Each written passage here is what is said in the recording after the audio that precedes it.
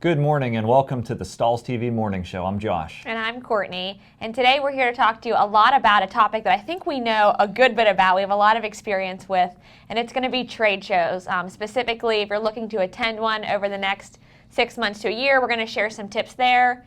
And also share some tips if you're looking to kind of add that as a marketing expense and something where you're going to be exhibiting at trade shows and events and going to them and selling apparel there. Yeah, I'm not too anxious to get to trade shows. I actually have the month of December off from travel, at least to trade shows as far as I know, and we'll be gearing up for January.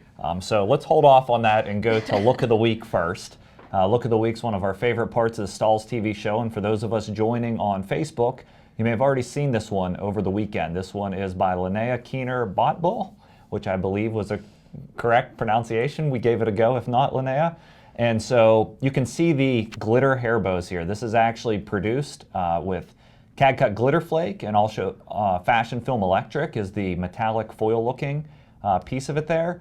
And this is really amazing. And we have another photo here that shows you a whole nother collection. I didn't take the time to count them, but we're talking about 50, 60 hair bows here in two different styles. This one's even adds some rhinestones to it and some thermofilm based on the description. So a really unique application for Look of the Week. And I know we've been talking for some time that people are making money not only with t-shirts, but with hair bows and spirit wear. Yeah, there's a lot of opportunity to kind of pair the two together. So I personally love the way she mixed together different medias, different looks, and it just created a really eye-catching, blingy hair bow to wear to some of these championships and different events. Yeah, and if you're saying, how in the world do I do that? If you go to stahlstv.com and search on the keyword hair bows, our very own Jenna Sackett has given a couple tutorials on that subject as well. And if you want to submit to Look of the Week to register to win, you can email tv@stahls.com to submit your entry. Just attach a photo, or you can share them on our Facebook show and tell, which happens every Saturday, right? Yep. Saturday on Facebook, or tag us, Stahls TV,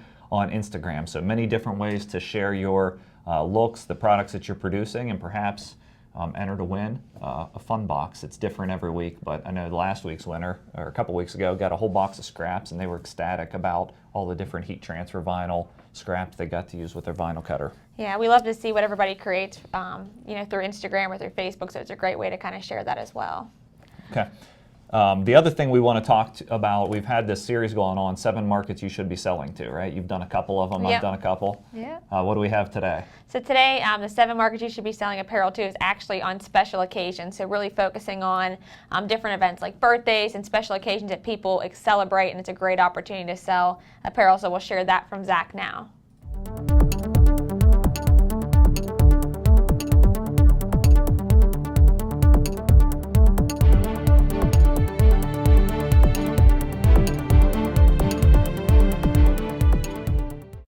Welcome to this installment of 7 markets you should be selling to. Today, we're going to talk about special occasions. What is a special occasion? Well, we can name a few of them, from birthdays to anniversary parties to showers to weddings to welcome home parties to housewarmings. Really, any celebration can be a special occasion. Why is it a market that you should be selling to? Well, 1, special occasions happen every day. 2, the occasion is usually special to more than one person. And 3, people want to commemorate these types of occasions. And what better way to do that than through your personalization business? The special occasion market is absolutely huge, and it's evident by the number of companies specializing in this type of personalization online. When someone wants to do something special for someone or find the perfect gift for an occasion, usually the first place we look is Google, and we find companies like Birthday Express, like Personalization Mall, or Personal Creations. So how can you, a local decorator, cash in on this huge market potential? You really need to solve the biggest challenge, and that is reaching people who are celebrating before they make a purchase online. There are a couple ways to do that. First, build local partnerships.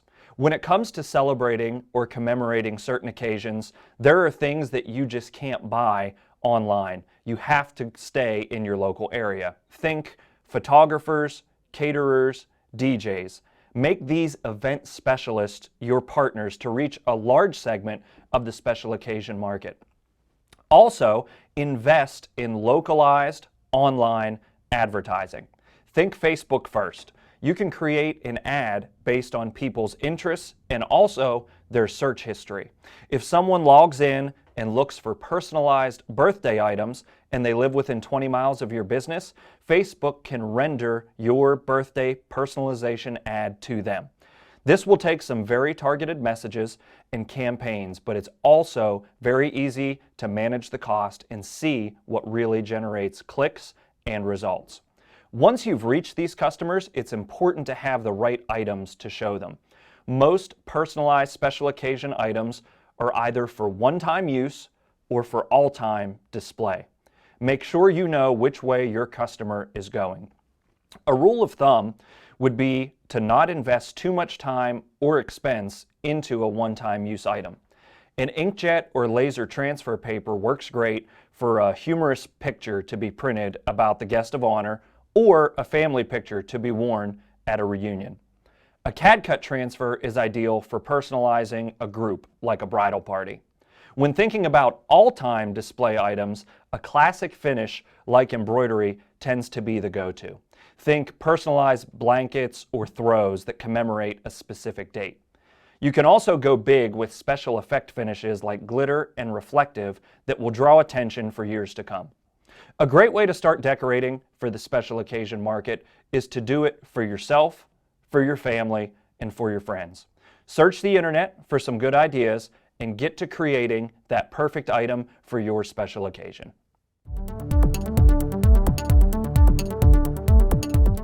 Thanks to Zach for sharing that tip with us. I think that's number 5 of the 7 markets that you should be selling apparel to that we're going to feature here on the morning show. Of course, there's a ton of different markets, but look forward to sharing those with you over the next few weeks as we close out the year. So let's kick off. I guess the main topic today is trade shows, and there's a slew of them coming up in January, February, and March.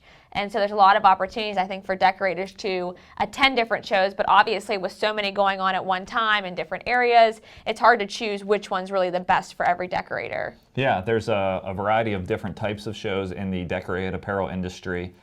If you're attending a show, some of the names that you may want to check out, the imprinted sportswear shows, which are issshows.com, is a great website. You can look at their schedule for the upcoming year. I know in January there's a show in Long Beach that's the biggest of the year for them, and then they have an East Coast one, Atlantic City in March, and several others.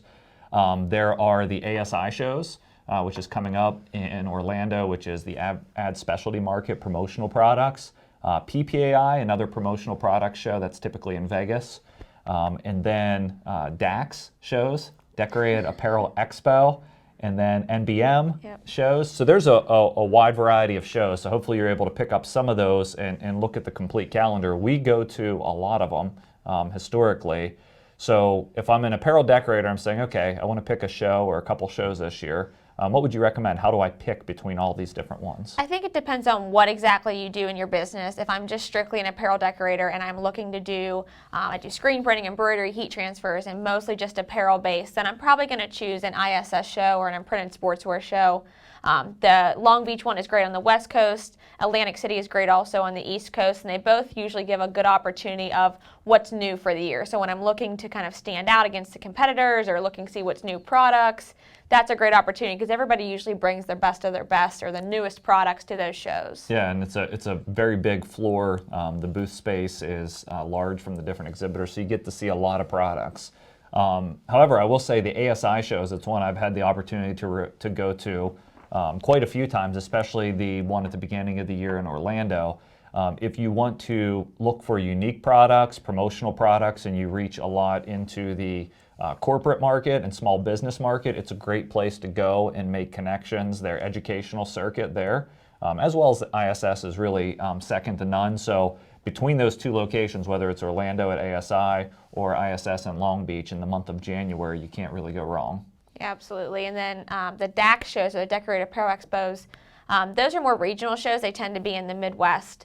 And I really like those shows because they're a little bit smaller. Usually if you attend those in addition to an ISS, you'll notice that the show floor ends up being a little bit smaller. You can spend more time in the booth, so you can really dive in with the exhibitors, get a lot of your questions answered, learn a lot about equipment and different things in a totally different atmosphere. Yeah, it's definitely more of an intimate setting, whether it's a DAC show or NNEP, which is an embroidery professional group show. You can spend a lot of time in a booth and really get to know your vendor, your salesperson, or whoever may be working the booth. Ask a lot of questions. It's a much slower pace than these bigger shows. So it's a nice balance, especially if you are in the beginning stages of your business and you have a lot of questions and there's a lot of learning that needs to be done. Right. So I think no matter what show type you really choose, there's obviously things to consider when you're attending a trade show or before you attend a trade show. The first one is choosing the right show, which we kind of just went over with some different ones that are popular in the apparel industry, but also making a plan before you go. So planning your book and booking your travel, so not waiting too long to book for hotels, usually trying to get in early and get show rates on the hotels before they book up is important. And then looking at the show and making your plan for your day on what exactly you're going to be doing while you're there. Yeah, I think, and this goes along with planning in general for the business as we look forward to a new year. It's a great time to do that. But what is your business strategy? What are your new markets, the sales opportunities that you want to go after and conquer? For instance, is if I say I wanted to start appealing more to the children's market and start selling products, merchandising products on Etsy. Obviously, I would approach those sales knowing that, approach that show knowing that strategic market that I want to reach. And then I'll be able to craft a whole plan about what booths do I want to visit, what are my top goals, and for that market it's probably going to be finding apparel that is relevant in the sizes that you want. So you want to make sure you understand your business strategy and then match up your show experience to that strategy to make sure you meet the objectives. Right, and so if you're looking for new garment vendors or if you're looking for new technology, you'd want to be able to know that going in and then looking at what exhibitors can offer supplies or products that help you meet that strategy and that goal. And so I kind of always recommend creating a list of people you absolutely have to see. So when you go to a show, especially a larger show like the ISS Long Beach or some of the promotional product shows, they're so overwhelming with a show floor size, and so you can easily get encapsulated. It's hard to visit each booth. So creating a list where these are the people I absolutely have to see, these are the tasks I have to accomplish at the show, and then this is my second priority. These are things I want to do, but I don't absolutely have to if I run out of time. Yeah, and I think one of the important things about a show experience, some folks are intimidated going to a show, not because of the size of it per se, but when you approach a booth and just sort of standing to the outside and like, do I go in? These shows in the decorated apparel industry, the booths are all designed, Stahls booth and everyone else included, for you to go in and experience. I mean, we deal with a very visual industry, but even more a touch and feel one. So go into the booth, feel the garments, feel the decoration techniques. I know in our booth, we always want customers to grab the heat press and lock it down and make their own shirt. Part of the experience is sort of going into the booth, seeing all it has to offer, and actually walking out of there, not just with a print brochure, but with a decorated sample or a blank garment sample or something that's relevant to what you're after. Yeah, it's definitely one of the biggest benefits of attending a trade show. I mean, there's a lot of things you can see on the internet. There's a lot of the things you can learn from salespeople over the phone, but to be able to be at a show, physically touching samples, physically using equipment, and making sure that piece of a heat press or piece of equipment is going to actually work for your business is a huge benefit. Yeah, so some of the bullet points just to not go off track. Make sure you look forward to upcoming trade shows. Which one do you attend? What is right for you? Ultimately planning before the show, making your list of vendors you want to see, have to see, and those that might be sort of fringe ones that you want to stop by if there's time. And then the goal is you can stay up on the latest technology, so plan to just do a breeze walkthrough of the show and with a technology frame of mind, because you don't know what you don't know. So while you have your best laid plans walking into a show, there may be something that comes up that just blows your mind. So feel free to go off track and leave some time to see what's out there, to stay up to date on what your suppliers are offering. Now, in addition to that, as far as the trade show experience, I mean, I know I've worked a lot of shows. I'm used to being on my feet for that long. But you always have attendees that aren't used to going to a lot of the shows that they want to grab a seat in the booth. So what are some best tips to staying comfortable while you're at a show? I think comfortable shoes is definitely important. Even having multiple pairs of shoes, if you can shift them in and out, so different arches. I'm a big fan of really comfortable tennis shoes, especially if you're walking a show floor. I've attended a lot of shows, large shows, and walked the floor, and I know usually by halfway you want to take a break. So comfortable shoes, having some form of a bag to carry all of the literature and brochures you're going to pick up. So if you're picking up a lot of heavy catalogs, a roller bag or something that's easily pulled behind you is really nice because you're not weighing down your arms. I know you've seen, and I've seen a lot of people at trade shows that pick up the plastic bags they give you for free in the front, and their hands are all mangled from holding the bags, and they're twisted, and they're struggling to hold everything together. So maybe not that bad, but it is a painful experience, and then they want to leave the show floor early, and so we want to make sure we're comfortable in that respect. Yeah, last thing you want to do is spend all that money to get there and then just be worn out. So things like getting good sleep while you're at the show. You're in a new city, but your goal is business there, so making sure you get enough rest, you show up early, you're ready to go, so you can get in those booths, talk to the vendors. Also leverage technology, your phone to its full benefit. So if you don't always have to have that big, heavy print catalog, you can take a photo and then go to the website of the booth that you were at and download a catalog, or take a photo. Make sure you take plenty of business cards, because I know exhibitors will scan your badge to get your information and record notes about what you've spoken about so they can follow up. But it's also nice and professional to have a business card, because as an exhibitor, if somebody's really interested, not only do I scan them, I always ask them for a business card, and those go into the special slot in the badge holder to make sure I follow up and stay in contact. Yeah, so that's helpful to have kind of the business cards and everything with you.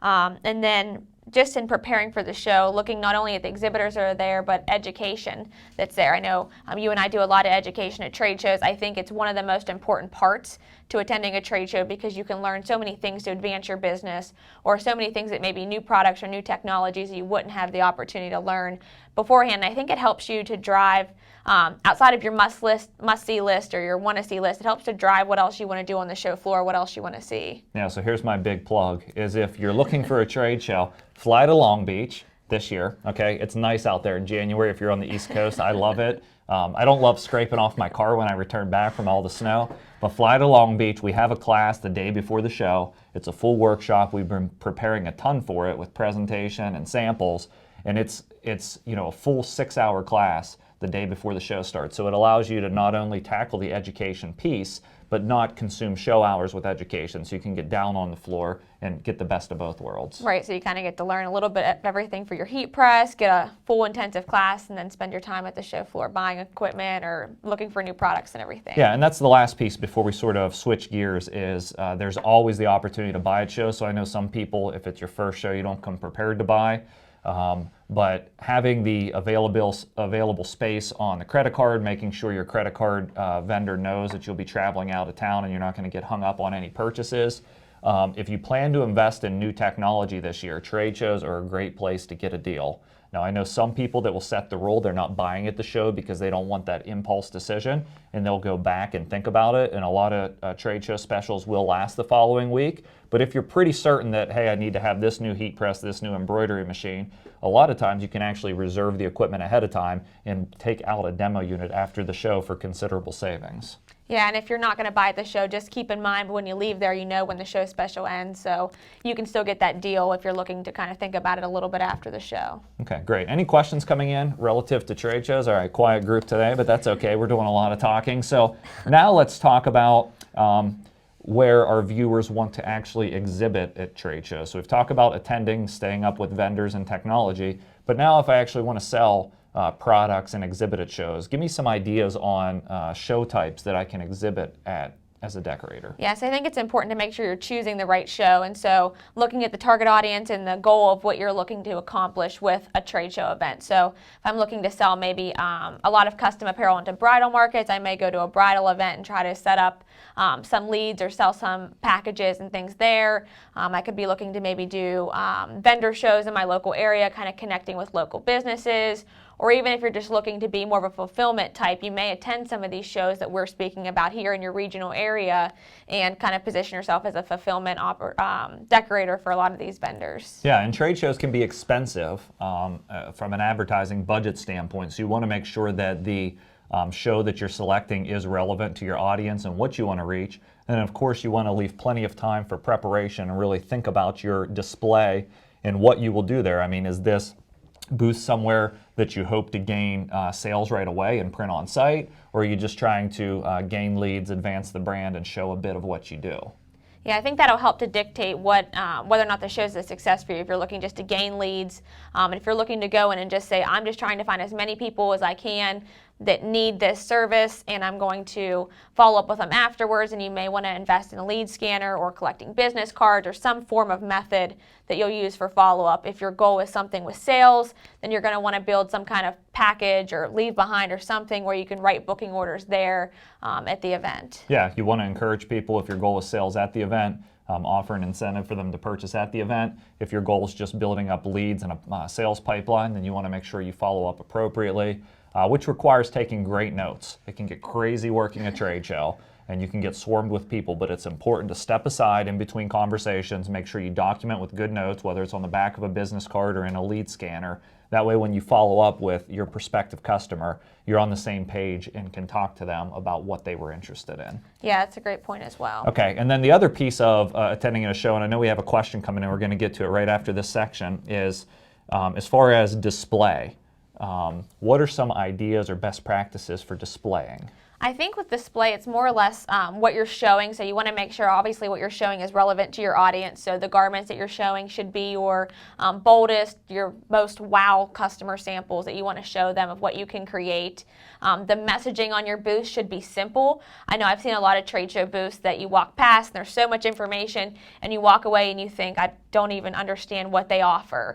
So it needs to be simple enough and direct enough that they can understand, yes, you offer custom t-shirts, you offer this low minimum, you ship from these locations, all of that information very quick and easy that I can get from a quick glance what your business offers. Yeah, and so the booth graphics are important to that, also encouraging sort of to highlight your best work, as you mentioned, and let people experience that by touching, feeling, or understanding, and then being able to take away something that mimics that messaging. So if they go and they experience this, they're like, wow, I really want to remember that company. Having something that they can walk out with, whether that's a brochure, a catalog, whatever it may be, could even be a promotional product. So they remember you. Memorability at a show is very important, so you get your follow-up sales. Let's go to that question, Joe. What do we have coming in? Patricia is asking, she'd like to know if the Orlando ISS show will offer the same type of training that you just talked about with the ISS Long Beach show. Good. So it's actually, just to clarify, it's an ASI show, the advertising specialty. It's asishows.com. That's the Orlando one. And we do have, it's not a full workshop style class, but we do have a 2 hour-and-a-half class, I believe. Is it right? Yes, 2 hours and 1 hour. Yeah, so we have a 2-hour class, and then there's a little break in between, and then there's another hour class. So we'll have that sort of similar experience. It won't be an identical class. We have to do unique ones for each one, but there'll be plenty of opportunity to learn about the product as well. So 3 hours versus 6 hours is the only difference. Yeah, and then in September, usually there is an ISS Orlando show. The conference schedule hasn't really been slated for that just yet, but I would expect to see the same opportunity for the workshop there and being able to attend that show if you're local to that area. Yeah, and the ISS show travels to Fort Worth as well, in Texas, help me out, Nashville. And Nashville as well. So we have workshops in all those areas coming for 2017. And then the NBM show is another great one where we do a lot of education. A little shorter class length, about an hour and a half, but we have those throughout the country. I think we just went to one in Colorado. There was one, was it Washington or Oregon? So hitting some unique areas with education from Stahls TV. Okay, any additional questions, Joe? Okay, we're good there. So Any other best tips for exhibiting at shows from our customers' perspective? I think the only thing to really consider is you had mentioned it's a more expensive marketing expense for a lot of these businesses. So choosing the right booth space that makes sense for your business. Obviously, everybody wants to be the very front and center entrance spot. That's not always the most cost effective for what you're looking to do. So there's some strategic ways to get around that. I always recommend looking at where foot traffic is going to go once they enter the show floor. And so if there's large exhibitors that are there that you know are always popular, their booth is always packed, they draw a large crowd, being around them helps to bring more presence to your booth because they're driving people to that booth and they're going to be in that area of the show floor.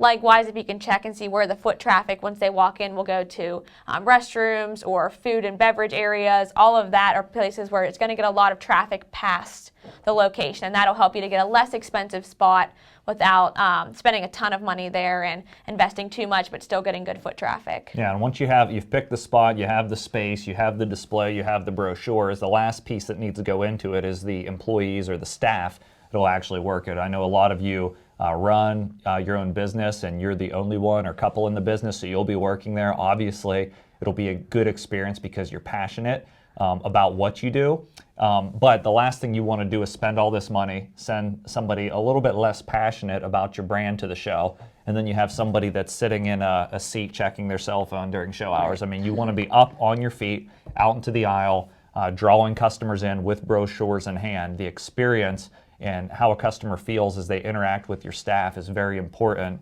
to getting the traffic into the booth and then also the memorability factor that we talked about. Yep. All right, so next week, I think we have a really cool topic. You and Courtney are giving it, correct? Yes, Courtney and I will be back next week. We're going to talk more about social media. This time we're going to dive a little more into Facebook and Pinterest and just share some tips about some new things you can use to grow your business if you already have a Facebook or Pinterest page, and also share some other things about getting started with those platforms. Good. Any additional questions before we conclude this show? So we'll plan to see you all next week on the Stahls TV Morning Show. And as you log out, if you've logged in through the GoTo webinar client, please fill out that survey for us because we'll be having a special Q&A episode on December 19th, if I have the date right, and we'll be broadcasting that live on Facebook as well, where you can type in your questions during the session. Thanks for watching the Stahls TV Morning Show.